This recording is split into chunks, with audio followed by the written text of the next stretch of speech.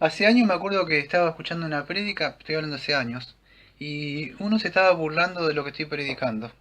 Yo, "Oh", pero de una forma sarcástica, esos pastores que se ríen así, y sarcásticamente. Entonces ellos hablan de la elección, de que Dios predestinó. Dice, ¿quién me muestra un texto? Dice, a ver, muéstrenme un texto donde dice que Dios escoge para salvación.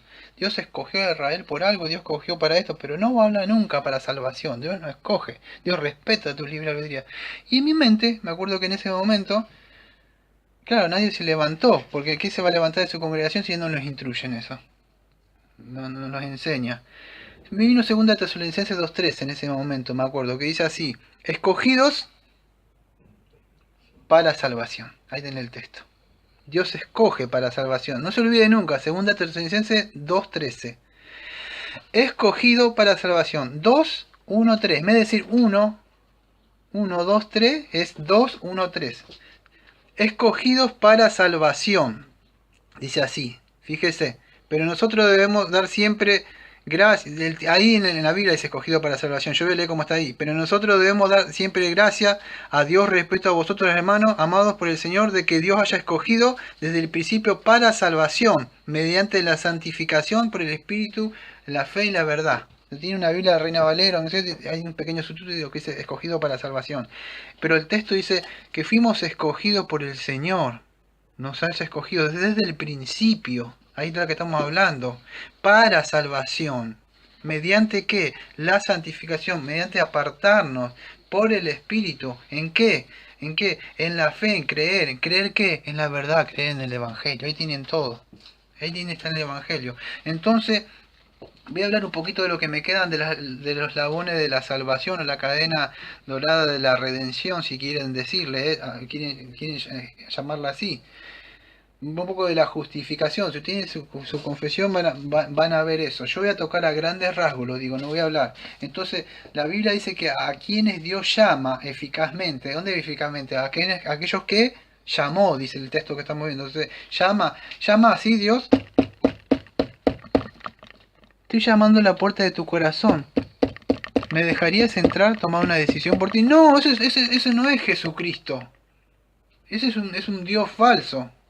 Dice a lo que Dios llama eficazmente, Dios lo trae, Dios lo libera. Entonces, libremente la persona, tu pueblo se entregará libremente, dice. Entonces, ¿qué hace? La persona puede venir porque su mente volviendo en sí, su mente la tiene atrapada, Dios cegó el entendimiento de las personas. Entonces, una persona que le abre así, ahora puede entender y acudir, pero porque es libre. Dios no es... ¿Sabes por qué lo digo? Porque muchos dicen, Dios es como un titiretero que dirige a las personas, o Dios no creó robots, dicen los testigos otros. Dios no creó con libre albedrío. Sí, el problema es que el libre, perdón, pues me molesta esto. El libre albedrío se perdió en la caída. Y por eso que es necesario que si te predestinó Dios, que ese Cristo se forme en ti, porque la imagen se perdió. Y el segundo Adán vino a nosotros restablecer esa imagen de nuevo, para tener de nuevo que nos resplandezca la luz. Entonces, el libre albedrío, la persona al decidir entre el bien y el mal, ahora la persona tiene libre albedrío, pero para decidir cosas en su vida, nunca para buscar a Dios. No tiene el fin principal del hombre, como es en nuestro catecismo, ¿cuál es? De buscar a Dios, de glorificar a Dios, de gozar de Él. En todas las cosas que hagamos, tanto comamos y bebamos, tanto vivamos, muramos, todo lo hacemos para Él, pero solamente ese libre albedrío se restituye en Cristo para poder ser formada la imagen. Entonces es importante. ¿Cómo sé si me justificó Dios? No obró por nada de nosotros, o por alguna justicia, obediencia que tuvimos evangélica hacia Dios, y menos cumplir la ley. Fue porque Él nos dio fe, nos dio arrepentimiento en la obra que hizo el Señor Jesucristo. En ese sentido, fue por la obediencia que nosotros Él nos dio fe, nos dio arrepentimiento en aquella obra de obediencia y muerte que Cristo cumplió y dijo, saldado está, por todo aquello justificado, por aquellas personas, perdón, el Padre le dio al Hijo para ser justificado desde la eternidad, que Él decretó justificar solamente a esas personas que Él escogió. Todas las personas están en una raza caída y podrida. Dios escoge. Cuando usted va a comprar una verdura, ¿acaso no escoge? O cuando quiere juntarse con una pareja, ¿no escoge? Y muchas personas escogen personas malas, viles. Otras personas escogen lo mejor.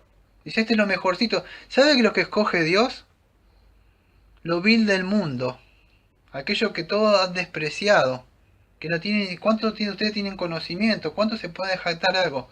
Entonces Dios es libre de escoger, de hacer lo que quiere. Todos estábamos caídos y perdidos. Entonces, muchos se levantan con nuestras doctrinas que la Biblia habla. Entonces, la justificación tiene que ver con eso, que Dios nos llama eficazmente, nos justifica gratuitamente. No es que nos infunde justicia como hablamos hace unos meses. No es que acepta nuestras obras, nada de nosotros, sino solamente por la causa de Jesucristo que nos imputa, incluso nos da la fe para creer en la justicia que Cristo cumplió en la ley y la obediencia. Entonces dice, volviendo al texto, que dice, aquellos que llamó eficazmente. ¿Cómo le llamó eficazmente Daniel? Bueno, esa palabra es así, al punto. Nos llama eficazmente por medio del Evangelio y el Espíritu Santo, que cuando te predica el Evangelio, el Espíritu Santo te abre la mente y entonces podés creer. Conocimiento, asentimiento y debo creer. Son las tres cosas. Tiene que haber eso. Entonces me llama, me trae. Una vez que sucede eso, me justifica. Me acepta como si no hubiera hecho nada.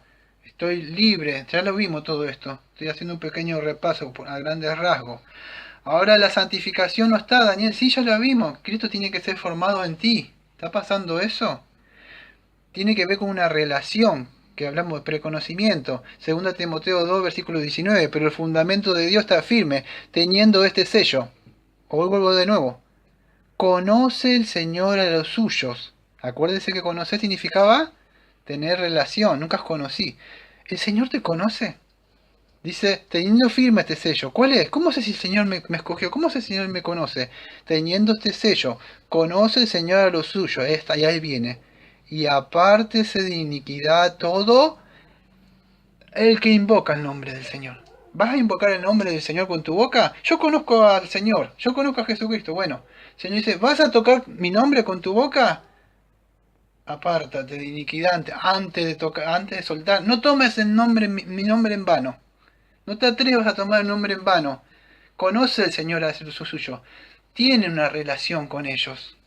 Entonces, se trata de eso, amor, de un amor, se trata de una relación con el Señor, de amarlo, pero sobre todas las cosas, amarás al Señor con toda tu mente, ahí está el conocer, amarás al Señor con toda tu mente y todo tu corazón, y a tu prójimo también como tú mismo. Y 2 Timoteo 1 también 9, no 19, sino también dice que nos salvó con llamamiento santo, no conforme a nuestras obras, sino con el propósito, ahí está el propósito, el propósito suyo, y la gracia que fue fundada en Cristo Jesús antes de la fundación de los siglos. Y así podríamos hablar de que esa relación y ese conocimiento tiene que ver de tener una relación con Él, de aborrecer las cosas del mundo.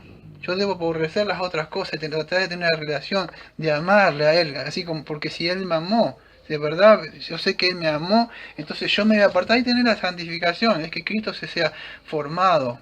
Si hubo una elección celestial, si Dios, puedes decir que es el autor y consumador de tu salvación.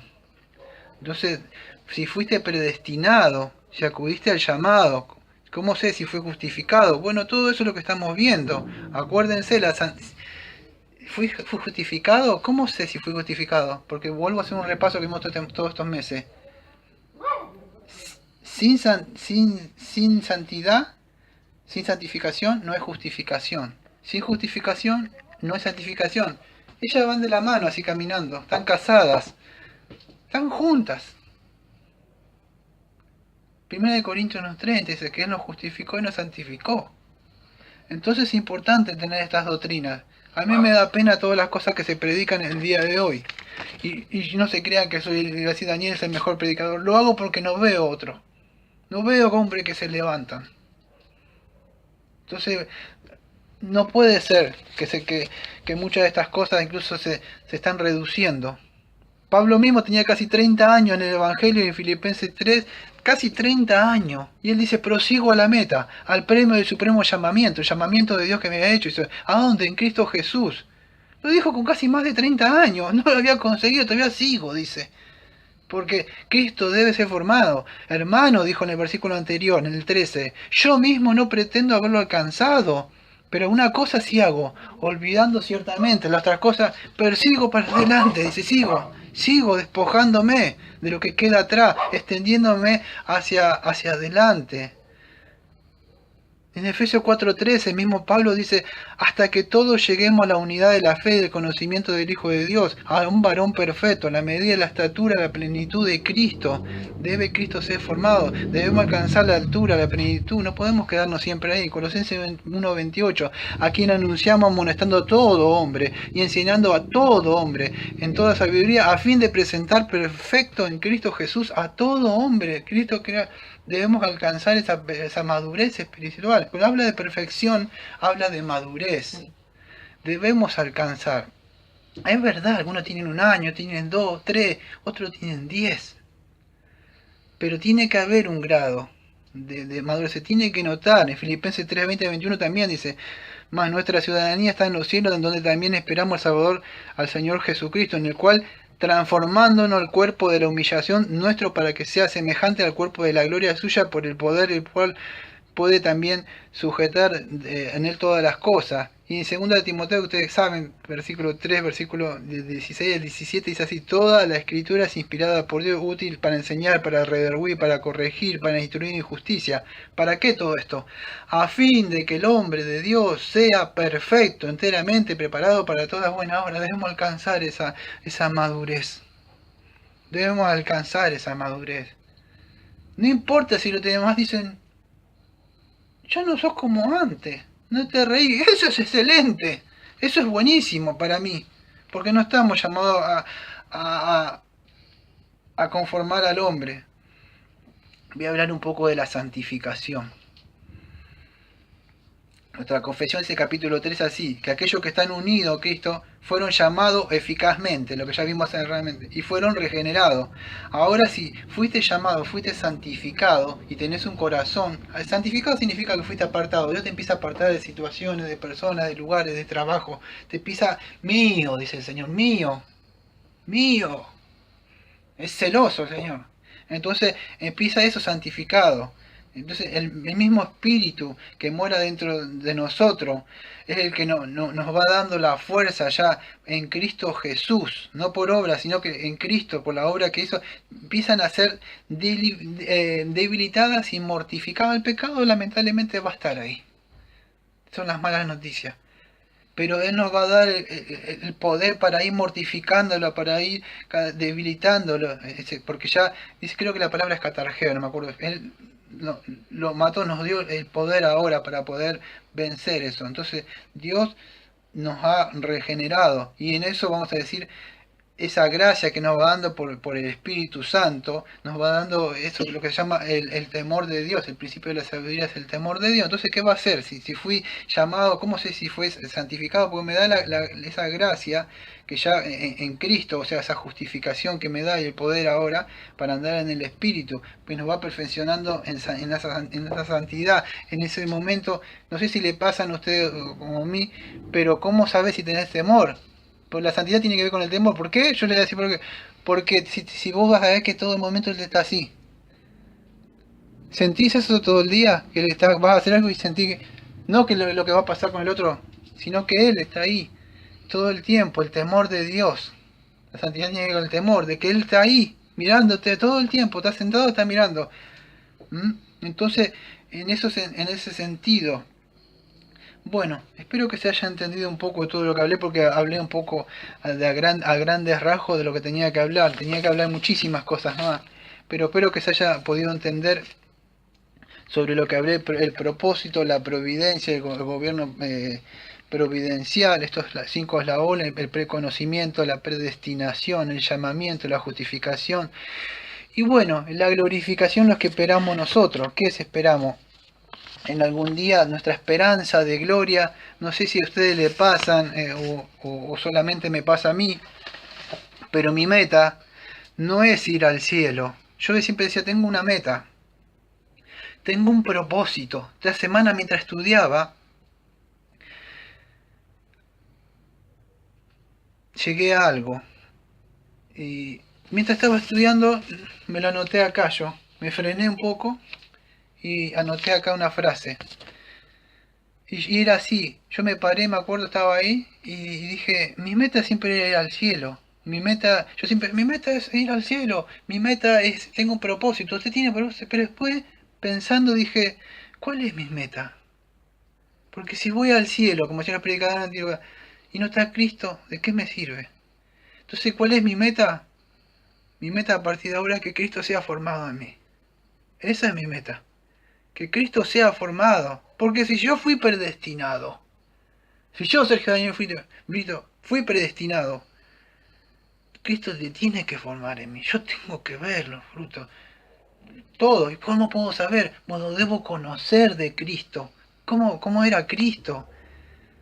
Cristo era humilde, era manso. ¿Se está pasando eso en mí?